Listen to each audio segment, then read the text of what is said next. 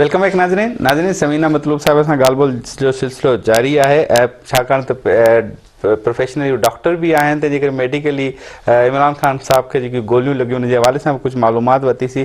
Break खां पोइ हाणे थोरी मुल्क जी मैशियत जे हवाले सां ॻाल्हि ॿोल कंदासीं, मुल्क में सियासी तब्दीली जी ॻाल्हि ॿोल कंदासीं। समीना साहब आपने मैशियत की बात की ना, अभी कि मैशियत हमारी बेहतरी की तरफ जा रही है, लेकिन सागटार साहब आके डॉलर में सिर्फ 5, 10, 15, 20 रुपए की कमी के अलावा और कोई बड़ी अचीवमेंट नज़र नहीं आई। पेट्रोल की कीमतें जो मिफ्ता साहब छोड़ के गए थे वही की वही हैं, तो हम इसको बेहतरी कैसे कह सकते हैं? बेहतरी इस हिसाब से कह सकते हैं, डॉलर में पहले तो 1 इंच भी कमी नहीं आ रही थी ना।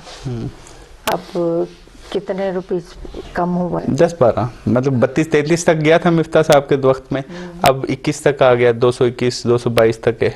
ये और भी डाउन होएगा इंशाल्लाह चंद दिनों में, क्योंकि मार्केट पे और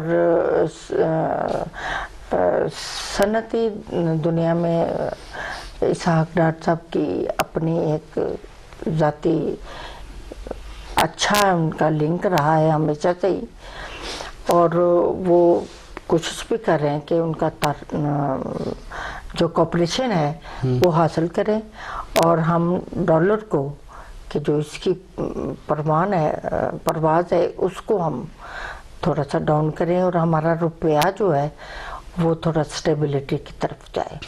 उसमें कितना टाइम लगेगा वैसे? मेरा तो ख्याल है कि 2-3 माह में होना चाहिए, खतर होना चाहिए, क्योंकि एक पीक पे जब वो डाउन आना शुरू हुआ है ना, तो फिर उसको अगर इतना टाइम लगा, मेरा ख्याल और तेजी के साथ ये कम वक्त लेगा जब ये तेजी के साथ नीचे आएगा।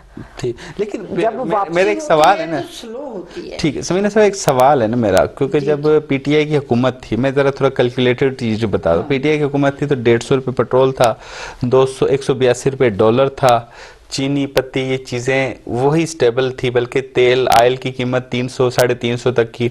अब उसको ज़रा कंपेयर करते हैं पीडीएम के साथ। अब पीडीएम की हुकूमत आई तो डॉलर 36 पे 236 पे गया, फिर अब सागटार साहब आ गए 222 तक आ गया।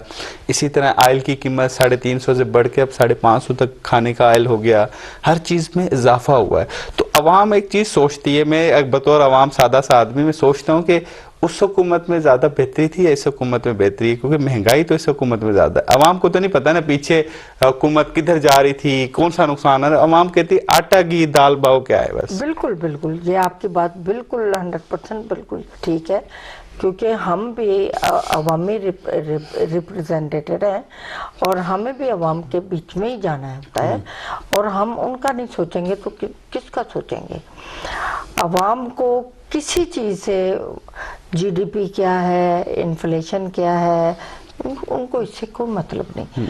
उन्हें एक खाने पीने की चीज़ें आसानी मिलनी चाहिए, और अवाम का ये सवाल कब समझेंगे? और आपने जैसे सागटार साहब हैं, शहबाज शरीफ साहब, वो कैसे समझेंगे? अच्छा, उसमें ये इधर जो महंगाई में इजाफा क्यों हुआ था, जब हमने जो IMF का मुआहदा तोड़ा था।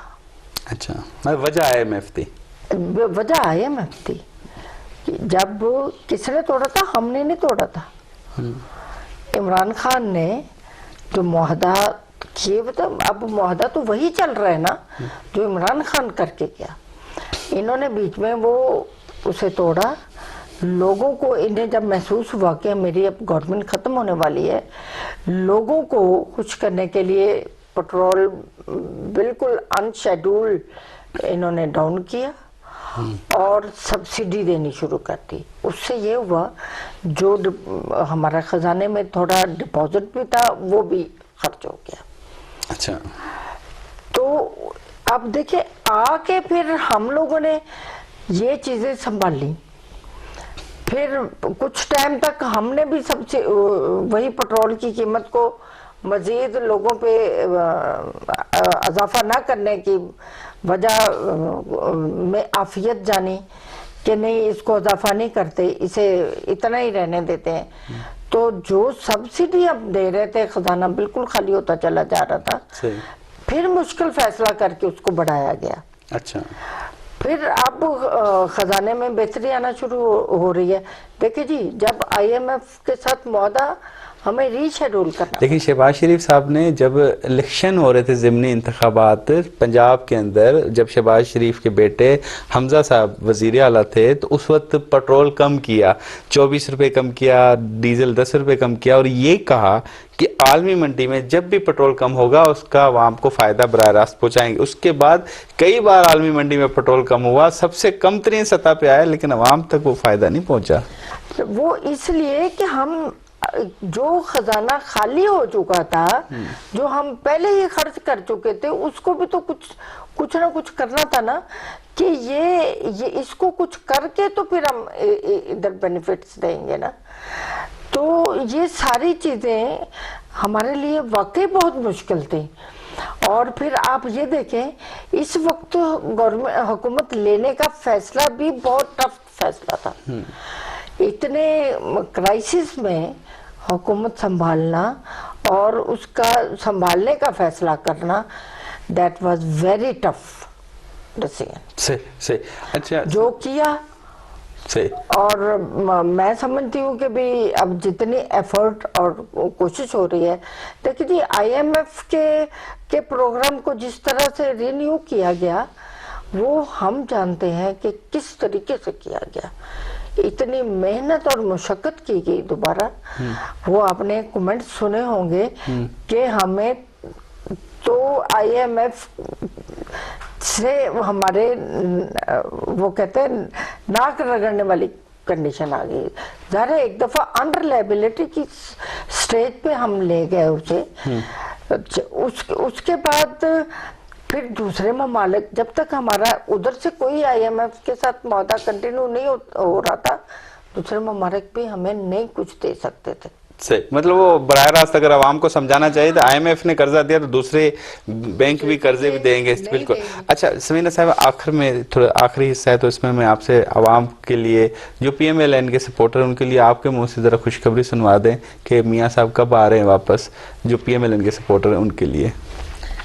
میاں صاحب بہت جلدی آ رہے ہیں واپس، اور ہم بھی دل سے چاہتے ہیں کہ سچی بات ہے کہ آج کی رات گزرے اور صبح میاں صاحب ہمارے پاس بیٹھے ہوں. ہم تو اتنی شدت سے ان کا انتظار کر رہے ہیں. پر قانونی تقاضوں کے مطابق میاں صاحب کے اوپر جرم ثابت ہوا، سزا یافتہ ہیں، پھر ادھر ان کو قید کر لیا تو وہ آگے سب کچھ فیس کریں گے. اچھا، یہ آپ کے خیال میں قانونی ماہرین کو پہلے کلین معاملہ کرنا چاہیے پھر ان کو بلانا چاہیے تاکہ وہ معاملات پوائنٹ آؤٹ نہ ہو کہ میاں صاحب تو سزا یافتہ ہیں، ان کو تو کچھ بھی نہیں ریلیف دیا، ہائی پروٹوکول سفارتی پاسپورٹ بھی دے دیا گیا، تو یہ بھی پوائنٹ اٹھ رہے ہیں نا ابھی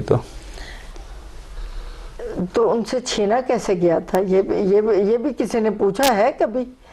وہ تو کہہ رہے ان سے یہ ساری پروٹوکول لیا کیسے گیا تھا؟ ایکسپائر ہو گیا تھا نا ان کا پاسپورٹ ادھر ہی. نہیں، جب انہیں یہاں سے بھیجا گیا تھا اس وقت تو بیماری کی صورت میں بھیجا گیا تھا، انہیں نااہل کیا گیا تھا. تو وہ کیسے کیا گیا تھا یہ بھی تو پتا تھا، پتا ہے نا ساروں کو. کورٹ میں جانا چاہیے نا، کورٹ سے ہاں، جیسے مریم صاحب کا معاملہ ہو گیا تو اب ان کا بھی کورٹ نے کیا تھا، تو اب بھی ہم کورٹ کے ذریعے ہی آئیں گے انشاءاللہ. تو مطلب پہلے میاں صاحب اگر آ گئے اور ان کو وہ تمام ٹرائل سے گزرنا پڑے گا، اس کا مطلب یہ ہے ان تمام مراحل سے گزرنا پڑے گا ان کو. جو قانونی تقاضے ہیں ان کو ہم کبھی بھی بھولیں گے نہیں، وہ پورے کریں گے. اگر ہم قانونی تقاضے پورے نہیں کرتے، ہم کسی دوسرے کو کہنے کے قابل نہیں رہتے کہ بھی قانونی تقاضے پورے کر.